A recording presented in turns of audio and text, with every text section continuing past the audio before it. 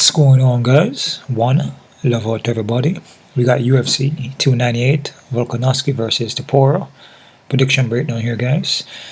Gonna be at Anaheim, California, Honda Center. So, bigger cage here, 6:30 p.m. Eastern. Before I get started, hit that thumbs up button. Also, subscribe to this channel. Also, check out my Patreon account for all my face-off prediction prop plays. You can also donate to my PayPal account to help out the channel, for all the work I'm doing, and a little bit of change here and there, goes a long way, right? Interesting card. Got 12 fights on this card here. Some change ups here, some short notice, but I like it. Every card, is good. Just as long as the guys come in here and they do the work, and they deserve to be here. So they put in their health on the line, right? And your health is your wealth. So enough respect to all these. To all these competitors that are here, and they're best for them going forward. All right, let's knock this out real quick. First fighter, we got Andrea Lee versus Miranda Maverick. Lee here, she's actually pretty well-rounded, man. Actually has a ground game too, but her main thing is her kickboxing, but her ground is actually very good. She would get the takedowns on you. Sometimes she would throw low volume, depending, if she doesn't want to move in or not, because sometimes she would take a little time to close the distance. But when she's feeling it and she's feeling good, she would throw a little bit of volume on you. Can get touched up a little bit depending on the opponent. Can also get flat-footed. She's going to have the 3-inch of height and the 4-inch of reach, which is massive.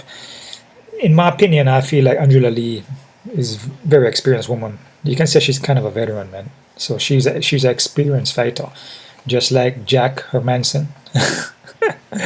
All right, a lot of all of those experienced competitors. You gotta remember, experience goes a long way, man. So can't sleep on these guys like Andrea Lee and the other experienced guys out there, because they face tough competition and they've seen it before. And these newcomers like Maverick that are coming up, they're still kind of new to it, and not that experienced, and could be a tough fight for Maverick here. Erin Blanchevich, Marcy Barber, kind of split decision there. Gillian Robertson, which that's actually a good one, because Gillian Blanchevich is vicious. Man, with Maverick here, her striking is kind of suspect, man, and in my opinion, Lee's a better striker here.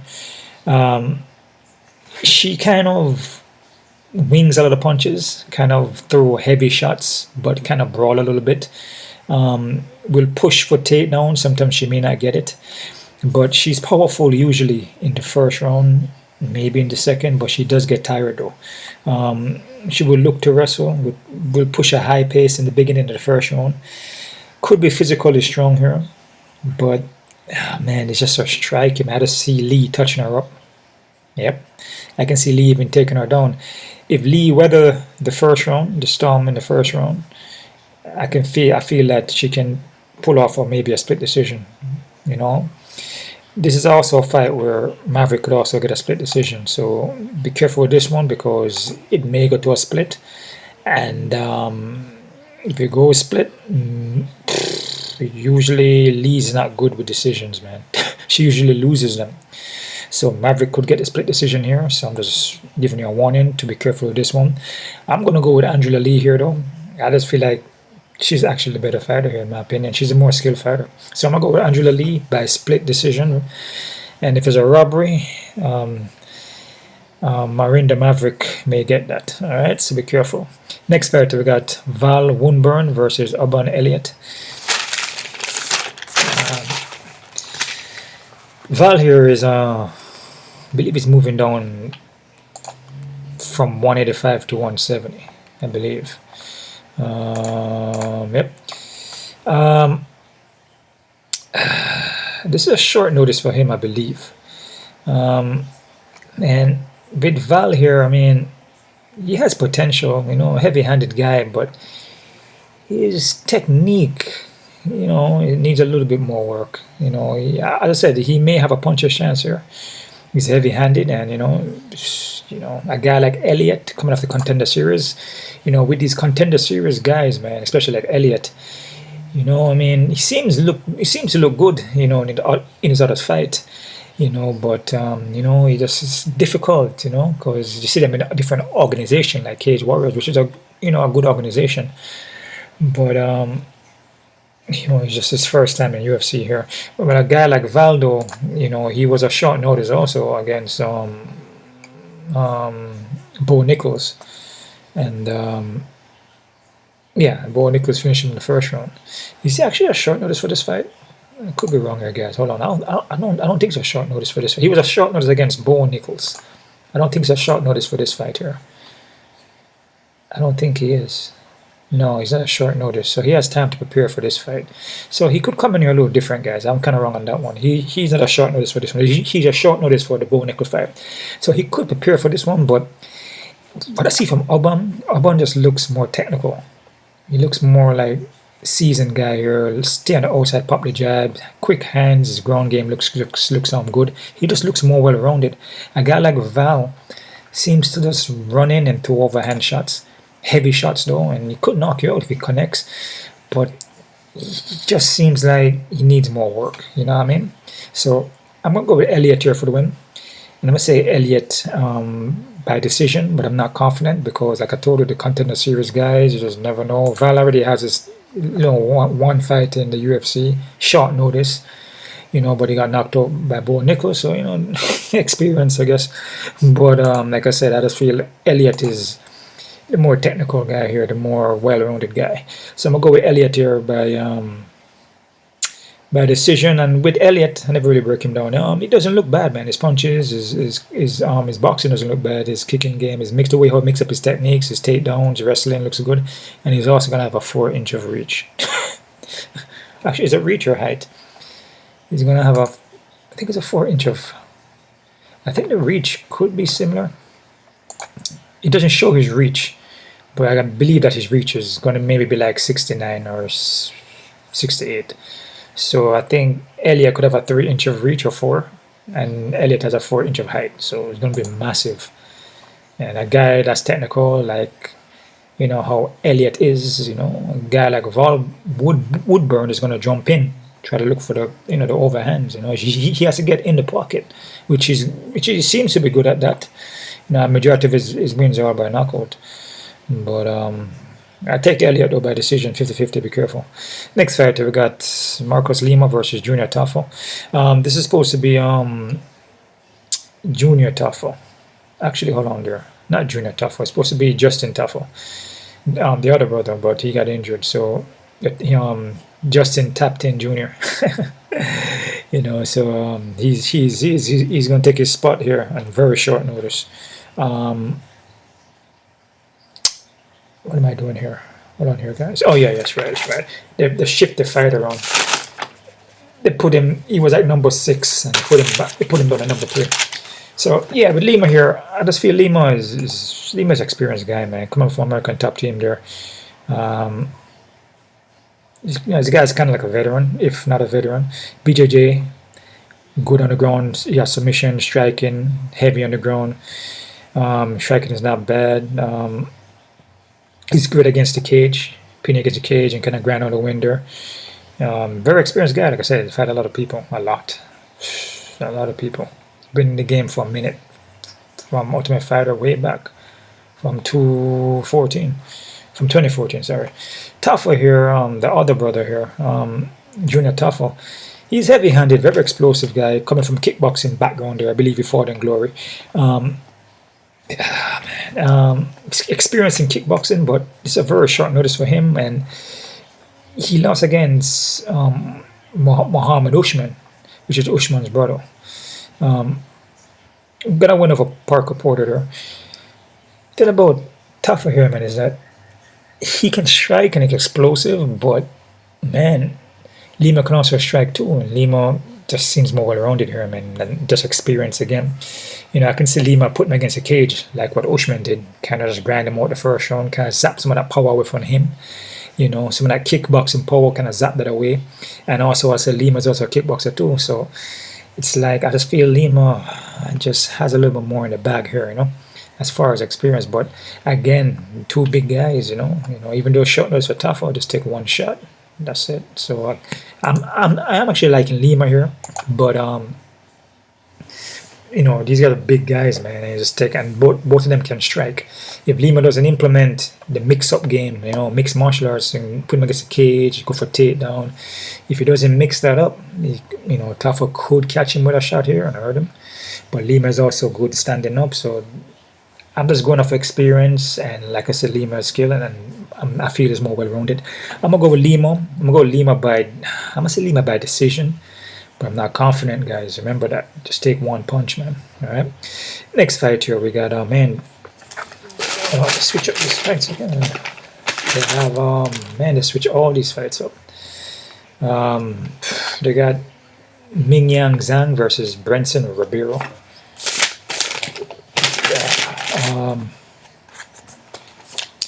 Zhang here, coming off of that UFC and what do you call it? UFC and road to UFC.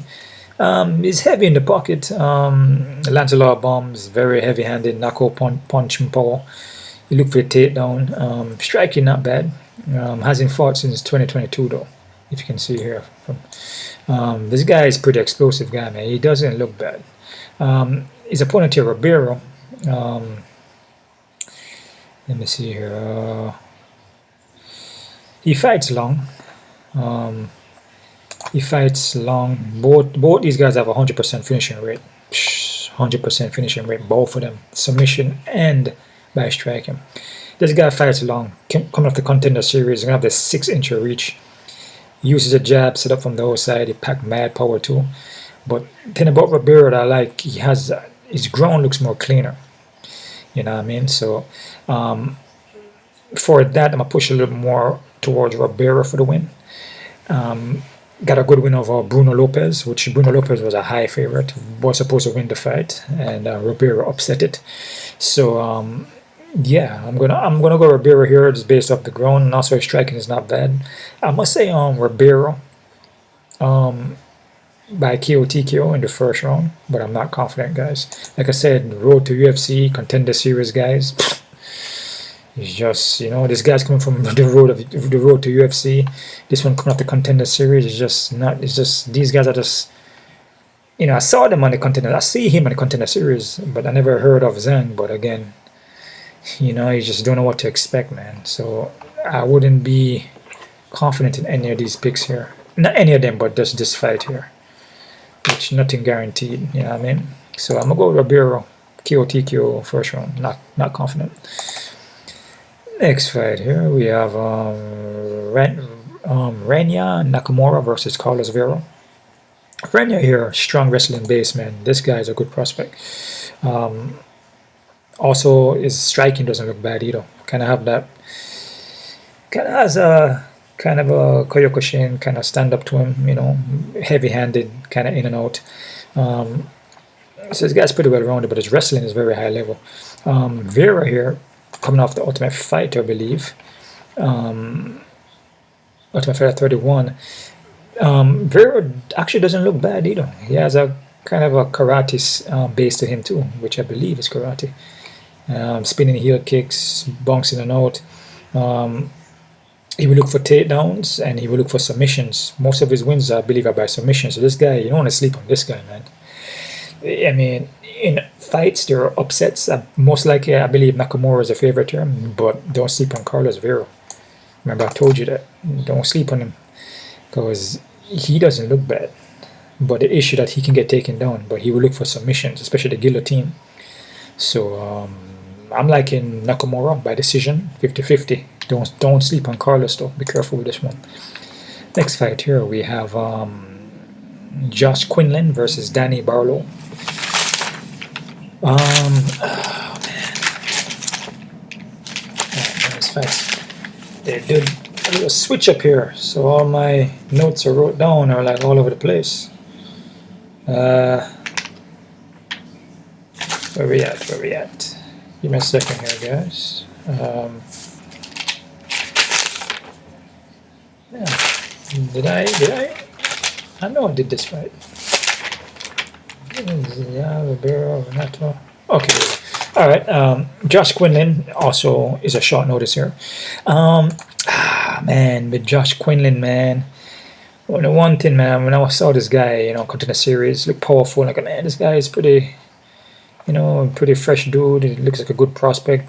Got power, everything like that. It looks good, boxing, everything. Then he comes out with, oh man, I was taking some kind of juice or some kind of steroids. So I mean, that's never a good thing.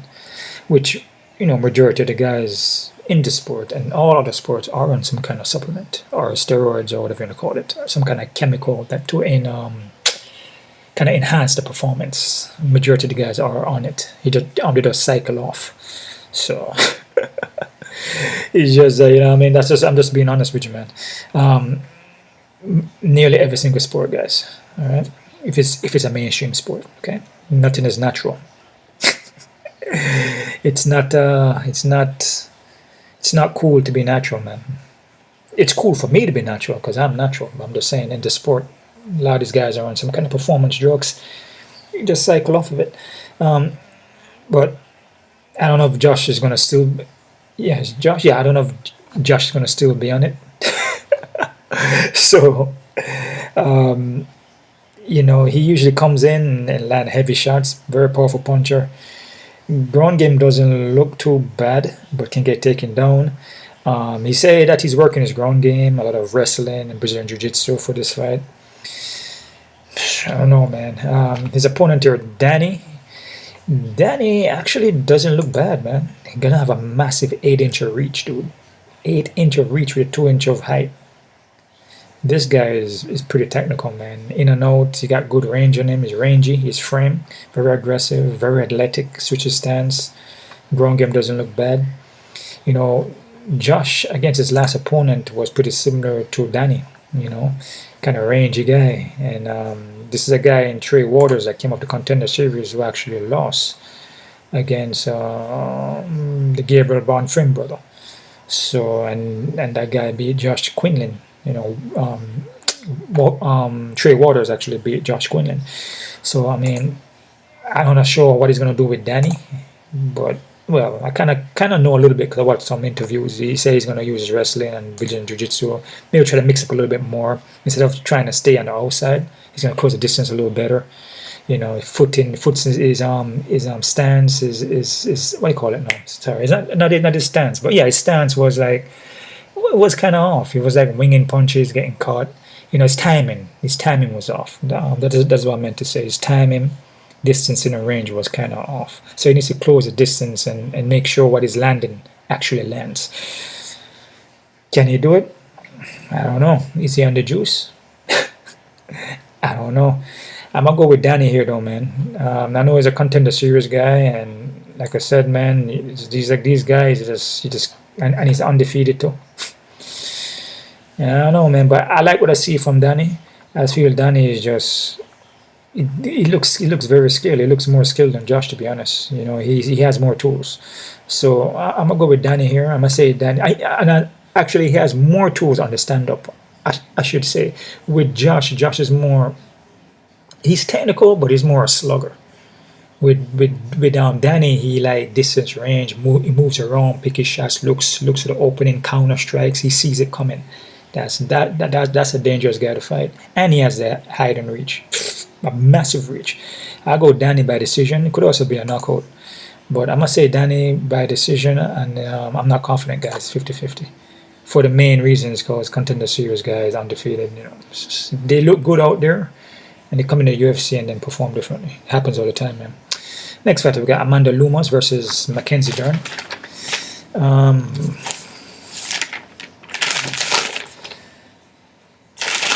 Let me see here. Okay, Amanda Lumas here. She kind of fights in spurts. Can get low volume, but her striking is pretty legit. She can get taken down though. And when she gets taken down, she can spend all rounds on her back. will fade in the later rounds, and then becomes like just very stationary and stand in front of you. Pack power though, but not as much as Jessica Andrade, you know. But she still has a power on her with that one hitter quitter. But it's not like Jessica though. Jessica, you know, she's more solid with the punches. And the reason why I say Jessica Andrade, because Dern got finished by Jessica Andrade, you know, in that second round there. Short notice for Dern though. I don't know how much for short notice, but the thing about this fight here, man, is that with Dern here, her striking seems to be getting better, depending on who she's fighting. Like when she fought on Hill, you know, she looks good against Hill. You know, like big improvement. Then with Jessica, it's like she was like on and off. You know, like spinning around, chin is high up in the air. Just doesn't look good, man. And then there's parts of her where she's striking and it looks okay, but majority of it, the head is high. She can't get the takedown. She looks lost. I see she kind of training with Triple C, working on some takedowns. You know, how to get a double single legs properly. I think about this fight though, man, that I kind of like Dern here, because Lumos is she has some good wins, but she's perceptible of getting submitted. You know, you can catch her with a submission, and she's open to get hit and hurt. A girl like Jessica Andrade though, with Jessica Andrade, she's like a 150 moving up to 135. I believe Jessica fought at 145 too. I mean, it's like Jessica's a big frame chick, man, that fights at a lot of different weights, which can play a factor. 115, fought at some other weight too, man. 135, 135 she fought at. Sorry about that. Yeah, so it's like 115, 125, 135, I believe. Yeah, so she pack a lot of powers, but with Lumos doesn't pack that same power. So I feel Dern may have a kind of chance here to even touch her up with her own shots, you know, because Dern will throw heavy shots, but it's just at her discipline with keeping the chin tucked and keeping the composure. She loses that when she gets hit. I'm gonna go for Dern here, man. I feel this is a fight that Dern can pull off. Again, it's like I said, the striking of Dern needs work. Lumos also has a ground game, so it more kind of fits Amanda Lumos winning this fight. You know, it's only a 3-round fight, so it more kind of fits her. You know, because she has a striking and she has a ground, but Dern ground game is very good. Yeah. So yeah, I'm gonna go with Dern here. I must say Dern by submission in the first round, but I'm not confident in this at all. Because Lumos could win this fight, just based on the fact that Dern striking, man, it just needs work. Like, it comes and goes depending on who she fighting. Will it shine more in this fight? Maybe, because she knows, the power is not that much power, and the experience is not that much. They're kind of similar in experience, so that could be a mental thing, going into this fight. But I like Dern by submission in the first round. Next fight, we had Anthony Hernandez versus Roman Kopylov. Hernandez here, fluffy. He's a pretty well-rounded guy, man. This guy sets a high freaking pace and is wrestling with his wrestling and striking. First round could be kind of shaky. The first round looks like he could probably lose.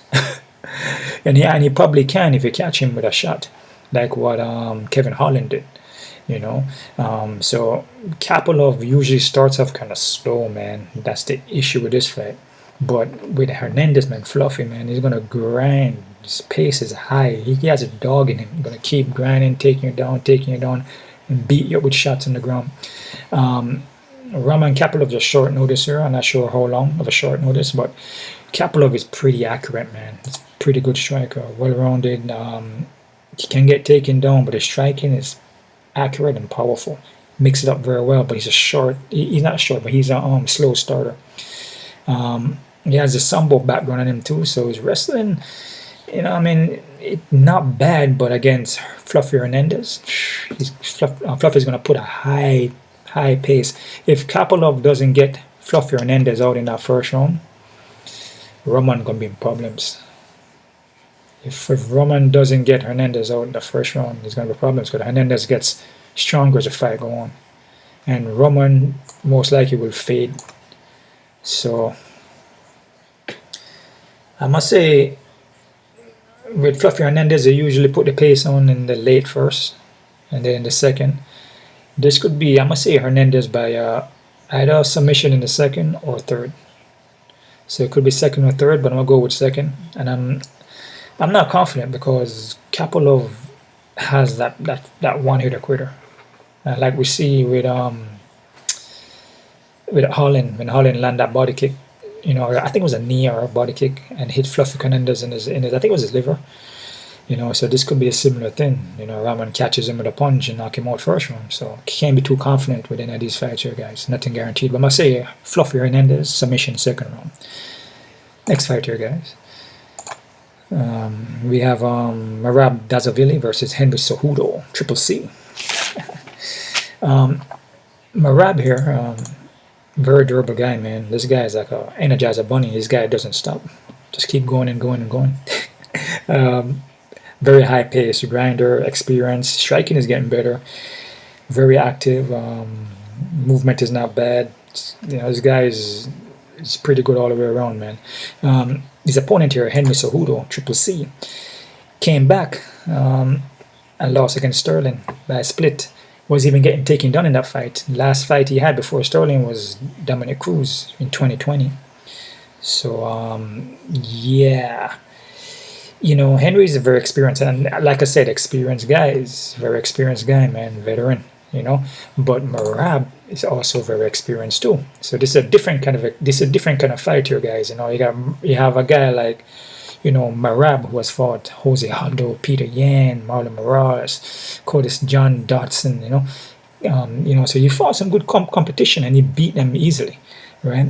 Henry Cejudo, though, is from the fight with Aljamain, he just looks like a shell of himself. His wrestling was kind of slow. He was getting taken down. He was getting touched up a little bit. He was slow at the movement, man. It just doesn't look the same. It could be, rust, I guess, hasn't been competing in a long time, so a guy like Merab, and Merab is Aljamain Sterling teammate. These guys are like best friends. So, if Merab needs any help, and Aljamain Sterling going to be there to give him everything he needs, all the notes and the strengths, the weaknesses from Henry to actually go in there and win the fight too. Just along with Merab being a friggin' beast. He has athleticism, he has a power, the wrestling too. So and the striking. So I have to go with my boy here, Merab, for the win. But like I said, Henry is still experienced, but Merab is also experienced. But look at a guy like Henry. Henry is more like super experienced guy, he's Triple C. But I'm going to go with Merab for the win. I'm going to say Merab by decision, but it's a 50-50, man. It could be a close one because Henry could actually get a win. So, like I said, experience goes a long way, but both guys are experienced and pretty skilled in wrestling and striking power. It's just, I would say, more the durability of Henry Cejudo, just the speed, and it just doesn't look the same. He looks like he kind of on a decline. All right. Next fight here, we got Jeff Neal versus Ian Machado Garry. Neal here, pack power, man. Great on the inside. A one-hitter quitter, but can get flat-footed and doesn't utilize, more combinations and looking for openings and feints to set up. He just more will swing and miss depending on who he's fighting. Like he fought When he fought Rachmanov here, he was kind of doing that, swinging and missing, reach advantage. Also, Neil Magny, Stephen Thompson, same thing. Ian Gary, Stephen Thompson, Neil Magny, kind of similar. Gary beat Neil Magny, actually. A guy like Gary is, light on the foot, kind of like Thompson. He's pretty well-rounded guy, ground game not bad. Has more counter-striking, fight long, set up from the outside. Use a lot of footwork. The guy's pretty disciplined on the stand-up. He looks pretty good, man. It's gonna give Neil problems, and the reason why for that, because Neil's gonna have to, get to him. Gonna have to cut him off and get in range, get in the pocket. That's where he wants to be. And if he's unable to do that, Gary's gonna stay on the outside and jab him up, like how he usually does, and move around and look for the openings and mix with techniques and just pick him apart. No, you're facing chin not meant to get hit, so Neil has an opportunity, which is a puncher's chance. But I'm gonna go with Gary here. I'm gonna say Gary by decision, but Neil still has puncher's chance though, so be careful. Like any other fight, nothing guaranteed. I'm gonna say not Neil here, guys. I'm gonna say Gary by decision. I'm gonna give Gary 60%. I'm gonna give Neil 40%. But I'm not really too confident because, like I said, Gary in his fights can get touched, man. We see him get touched and kind of wobble. Neil touches him. Believe me, I believe this fight is probably favorite for Gary to win. I haven't seen the odds yet. I haven't looked on the face-off yet. I saved that for the last moment so I can put it on my what do you call it? Put it on my Patreon account. I don't like to look on the guys look at the odds yet or any face-off, because when I break down these fights for my YouTube, I want to make sure that that's just what I see from my vision, from how the guys are fighting, how they match up. Because I watch every single fight videos for each one of these guys. I just don't look at them and go, oh, this guy gonna win, oh, this guy gonna win. I read stats, I watch interview, and I watch the fights. Even if I know the fight already, I still watch it just to see. So I watch videos. So I want that. When I pick a fight, I'm picking it because based off the guys and skill set, and what I see from videos, interviews, and etc. Now, when I look at the face-off now, it's like, okay, this is what this guy look like now. Did he make weight? That could maybe make me shift, or when I look at the odds, I may go, I don't really switch too much fights based on odds though. But still, it just depends though, right? So I'm liking Gary here. I'm going to say Gary by decision, but be careful. Next fighter, co-main event, we got Rob Whittaker versus Paulo Costa. Whittaker, man, he lost that last fight against Duplessis. But, I mean, Duplessis, I think he underestimated Duplessis. And he's gonna learn from that. Whittaker never lose 2 in a row. Well, actually, he did lose 2 in a row. He was Court McGee and Stephen Thompson, but that's when he was at 170. So 185 now, right? Yep. Duplessis is a heavy hitter, man. And Duplessis is a good fighter. Not taking anything away from Paulo Costa, but Whittaker is a very skilled IQ fighter, man. Has a karate base, good ground game, wrestling. I don't think he's finished. I don't think that he's on a decline, man. He just fought a tough Duplessis that's going to bite down and come forward and heavy striking. And it seems like Whittaker was kind of off in that fight. He wasn't moving as well like he usually moves. Usually counter strikes, usually cut off center line. He was trying to he was trying to go toe to toe and exchange, which that's not how he fights. No, Paulo Costa here. No, Paulo Costa last fight was against Luke Rockhold in 2022, so he's not active, man. And he hasn't, and then before then it was 2021 against Marvin Vettori, which he lost. With Acosta here, man, Acosta is more of a brawler. He has a ground game, but he can get reversed against Luke Rockhold. Luke Rockhold had his moments in that fight. He was landing to his body, taking him down, hitting him with good shots.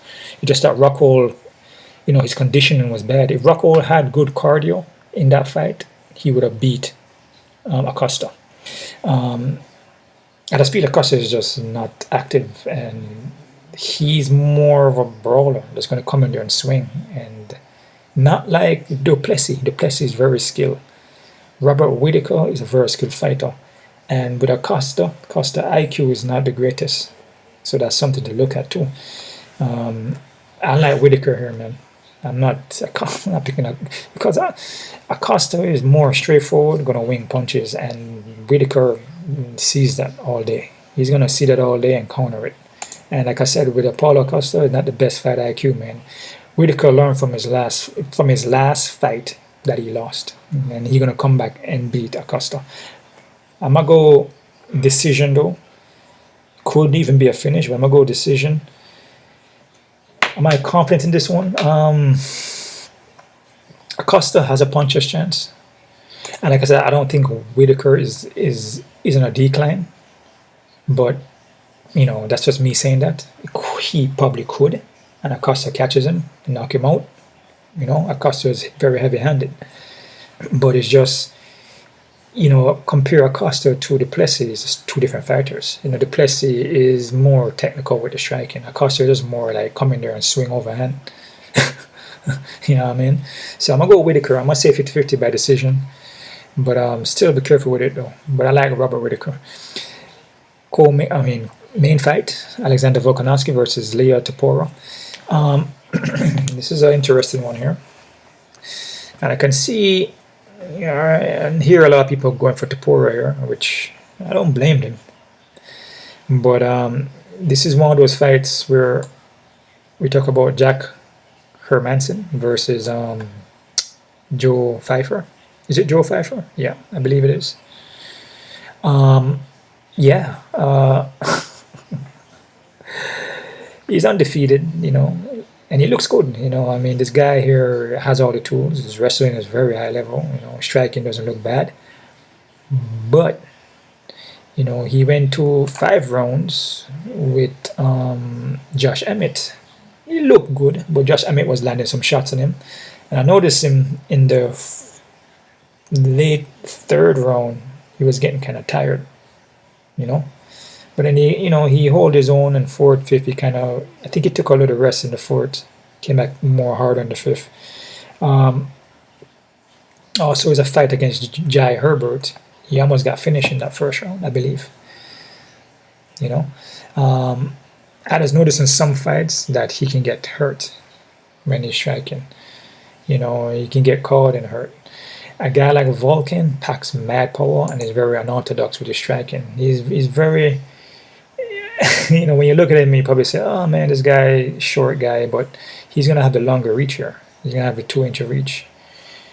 You know, the height going to be similar. I believe Topuria is like 5'7", so it's, you know, there's not much of a difference, but the reach, Volkanovski is going to have the reach advantage, and he looked acceptable. Like, you look at him, you're like, ah, man, you know, and then bam, he catches you with something.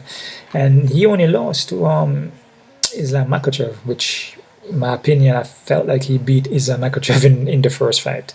But Islam, you know, catch him with a head kick, which is okay, you know, it happens. And Islam Makhachev is a very good fighter. And he was up in 155, which is not really his weight class. So he's going back down to 145. You gotta look up Volkan beat Max Holloway not only 1 time, but 3 times. He beat him. Beat Jose Aldo, Chad Mendes, Darren Elkins, Jeremy Kennedy. The main wins there he beat was, the main person he beat was the Korean Zombie, Brian Ortega, and Jose Aldo, Max Holloway. You look at El Topuria. Yeah, he looks good and he has the skills and everything like that. I mean, don't get me wrong. You know, beat Josh Emmett, Bryce Mitchell. Almost got finished by Jai Herbert. Beat Ryan Hall, beat Damian Jackson, beat Yosef Jal. Yeah, that's pretty it. These are not really the only fighter you can say maybe stands out. Maybe Josh Emmett, maybe Bryce Mitchell, maybe Damian Jackson. But what I'm trying to explain to you here, guys, is that experience, like I told you, goes a long way, man. Just like Jack Hermansson, experience goes a long way. It's a 5-round fight. We see Topuria against Josh Emmett in the 3rd. He was getting tired. He was getting tired. You can tell his whole body, his whole persona kind of changed. Not really execution much techniques anymore. Not really pushing the pressure like he was doing in the 1st and 2nd. Can't do that with Volkan. With Volkanovski, he cannot do that because Volkanovski is going to stay on you. Volkanovski got good cardio. If he's gonna win this fight, he's gonna have to knock out Volkanovski. Because Volkanovski is gonna put a high freaking pace on him. He's gonna take him in deep water and drown him. He's gonna push him so hard that, you know, you may see Topuria probably breaking this fight. A strong possibility. I'm liking Volkanovski here for those main reasons. I just feel that with Topuria, yeah, it looks good, and this could be his time, and it could be. He could beat Volkanovski, and if he does, I won't be surprised. But he can get hurt on the foot. He can get pressured. I believe he can get taken down too. I see him get taken down by Zalal. I believe Zalal took him down. I wouldn't sleep on Volkanovski, I feel, is with the experience, but also Volkanovski is not done. He's not declining at any kind of declines. You know, 155, yeah, fight at a heavier weight class, you know. That's not really his weight class, and put on a good performance first time he fought the guy, you know, which Makhachev is a very high level fighter, and I felt like he beat him. I'm liking Volkanovski here, man. I'm going to say Volkanovski by decision. I even feel Volkanovski could even finish Topuria, push him to 4th, 5th, and maybe 5th round and finish him by just, you know, just by exhaustion. Just, he's going to put a high pace on Topuria. He's going to put a high pace on him, man. I like Volkanovski. I'm going to say Volkanovski by decision. Still 50-50, because like I said, Topuria is not a Joe Pyfer. Nowhere close. Topuria is legit. Joe Pyfer has a lot of holes in him. You know what I'm saying? He can get it, which he got exposed. But a guy like Topuria he's a real deal. He's a tough dude and got the skills and everything like that. But I just feel Volkanovski is just gonna put him in deep water. You know, that 5-round kind of grind experience. And he only been 5 rounds, I believe, 2 times. One with Josh Emmett, and I believe he went. You know, he has never been fully 5 rounds. He had a 5-round fight in his early fight here, but he finished the guy real quick. So he never really went all 5 rounds.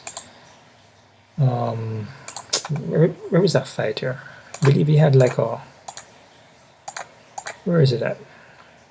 He had like a fight here where it's like a 5-round fight, but he never went all 5. Oh, here it is right here, the vacant. But he finished the guy in the 1st round. If you look at him against Josh Emmett, there's moments where Josh Emmett wasn't putting that pressure on him. That's the issue. When a guy is putting pressure on you, it makes a huge difference in a 5-round fight. When a guy is consistently, and Volkanovski will put that freaking pressure on you consistently, 1st round, 2nd round, he's not going to stop. He's going to keep going 5 rounds straight, 1st, 2nd, 3rd, 4th, 5th. If Topuria gets tired, like he get tired in that 3rd, maybe in the 4th, it's going to be problems for him. Volkanovski is going to take advantage of that, and he's going to see it and take mad advantage of that. So I like Volkanovski. I'll say Volkanovski by decision, guys. Quick look at the odds here, so we're working with these crazy odds. Crazy odds. Yeah. Crazy odds, man. So we're working with. Let's see what we're working with here. Of course, the odds are all over the place. Let me see here. Let's see what we're working with here, man. See what we're working with. What we're working with here. What we're working with here, man. Get the fuck to work. Man, where's that Lee fight? These fights are always scrambled all over the place, man. Okay, Andrea Lee. Oh, underdog. Interesting. You gotta remember, guys, with these fights, man, nearly majority of the cards you may see, UFC cards, boxing too, mostly UFC too. You gotta remember that dogs are the ones that are winning. It's not usually the favorites that are coming in all the time. You hardly see a card with all favorites winning. You know, sometimes these guys that, you know, the odd makers or whatever, you know, they put the fights together. Sometimes they kind of have an idea of who's really gonna win. You know, and you look at this fighter Lee against Maverick. You know, oh yeah, a girl like Maverick is gonna go in there, you know, punch hard, you know, gonna just rush her down and take her down and beat her up. And that's not the case. You will more see Lee on the outside hitting her with jabs, hitting her with straights, and Lee taking her down, and Maverick getting tired. So be careful with this one. I like Lee. Oban Elliott, Val Woodburn. Oban is too freaking high. Be careful with that one, man. Better off going for Val. This is what I'm talking about. You know, the odds. Reason why Contender Series. Listen to me, guys. Contender Series Elliott and Val been in UFC. You know, he had his first shot, but got knocked out. Right? I agree. Elliott is a better fighter here, but the fact that he's coming from Contender Series is not enough on him. You know, making his debut. With Val coming here and just like, you know, he has full camp coming here and land an overhand, which Elliott can get knocked out. Land a freaking overhand in the pocket, and Elliott get knocked out.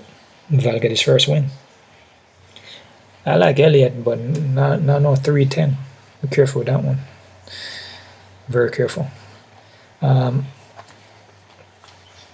Danny Barlow and Josh Quinlan. It's the next one here too, man. I mean, Danny Barlow looks good. He looks good on paper. Quinlan already has 1 or 2 fights in the UFC already.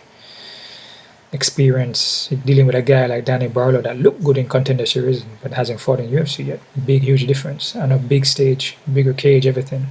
Quinlan been there. I like Barlow, but be careful. This Barlow guy is too high. All right. Ribeiro and Zhang Mingyang. See odds like this now is cool because both guys heavy hitter, both guys got ground. I feel like Ribeiro ground is better, so it's fine. Ribeiro being an underdog. Some sides are even, so I don't really disagree. So it's just an even fight. So because Zhang could win. Zhang could win. So, but I like Ribeiro. Carlos and Nakamura. Nakamura is a good prospect, man. You know, has like I think he has like 1 or 2 fights in UFC and won them. But like I told you, we've seen massive upsets already. We have seen massive upsets. My opinion, do not even put this in a parlay. If you're gonna parlay, don't put Nakamura in a parlay. It doesn't make any sense. Don't make no sense. It doesn't make any sense. Carlos Rivera is not a bad fighter. And he has submissions, especially that guillotine. And Nakamura, good on takedowns, but if you get his freaking neck caught in the guillotine, here you go. I like Nakamura though, but be careful with this one, man. That's all I'm saying. Justin Toffo and Lima. Overall, Lima's favorite on both brothers. Even if it's Junior or Justin, whatever it is. I feel Lima could beat both of those brothers. But again, dealing with the heavy hitting. So I wouldn't put Lima so high. I would have him maybe like 150, close to even. So still be careful. Take one shot, guys. Amanda Lemus and Dern. Okay, they got Dern underdog. I can see why. But it's still a close fight. You know, Lumas is a little favorite, which I can see. You know, Lumas better striker. Lumas has a ground game, but I feel Dern's ground game is better. It's just up to Dern to get it there. But like I said before, the striking of Lumas, it's not like Jessica Andrade striking. Still pack power, but it's not like Jessica Andrade. So Dern probably can take a little more hits because her defense is not that great, man, to where she can, you know, scramble and get a submission. Or even Dern could even strike with Lumas. Lumas gets tired in the fight. I see Lumas get tired a lot. I see she kind of not really push a pace, kind of fighting like spurts. So I like Dern for this one, but still be careful. Anthony Hernandez and Roman Kapolov. I like Hernandez, but I disagree with this one. It's a little more close to even because Roman Kapolov is a very good fighter, man. Very good stand-up. When the fight starts standing up, if Kapolov catches him and catches him right, which he can, that could be it. So be careful with this one. But I like Hernandez one. Henry Cejudo and Merab Dvalishvili. Sorry, man. Henry Cejudo such a. I got Merab such high. I could see why from, you know, Henry Cejudo's last fight. How I feel about this one, man? Oh man. Nah, man. This is a closer fight here, guys. Because Henry Cejudo is very experienced, very skilled guy too, man.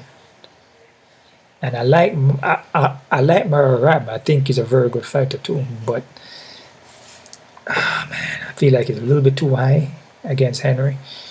I feel he will win, but not at 200 or something. They can't sleep on the experience You know, both guys are experienced though, but Henderson Cejudo just have a little bit more, you know, as far as experience goes. But durability, skills wise, I say Merab for that one.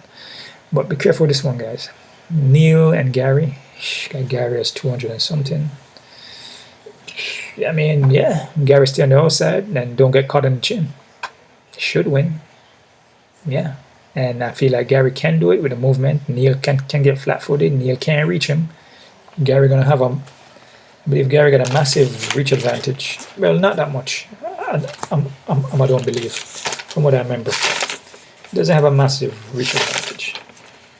No. But he may have the height. But if he can avoid being in the pocket with Neil, he could win. So the odds is not so bad. But puncher's chance from Neil is always there. But Gary's a better fighter though. Be careful. Paulo Costa, Robert Whittaker. Oh, so they do like Robert Whittaker. Alright. Robert Whittaker, this high though.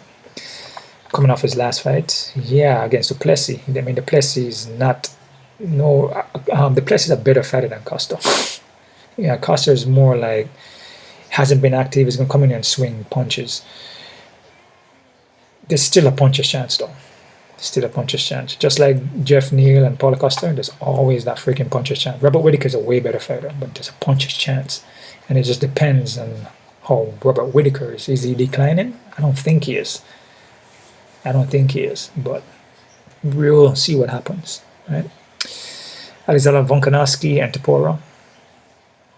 I don't have a problem with this. It's an even fight. Yeah. Topuria is a tough guy, man. Like I said, Topuria is not a Joe Pyfer. It's not a Joey Pyfer, man. This guy is pretty good all the way around, man. So if he beats Volkan or knocks him out, I wouldn't be like surprised, you know. But I like Volkanovski for this one. All right, that's about it right there, guys. That's my odd breakdowns, my predictions. Don't forget to subscribe to this channel, hit the thumbs up button, get these videos out, support my channel, PayPal. Links down below, and also support me on my Patreon. Also check out Wayne Gaethje channel too. My patrons over there too. I help you with health and wellness. You know, I help you with the mental state, how to lose weight, exercise videos, etc. Just go check that out. The links are down below. One love out to everybody, and